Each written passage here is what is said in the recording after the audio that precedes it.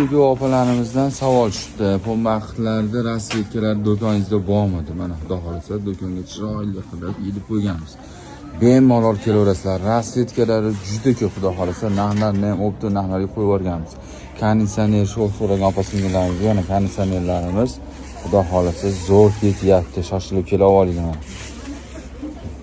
Har bittasidan xudo xolasa ikkita uchtadan rulon kelgan, faqat tez kelib olinglar, tugayapti. Chunki odam ko'p olyapti bularda.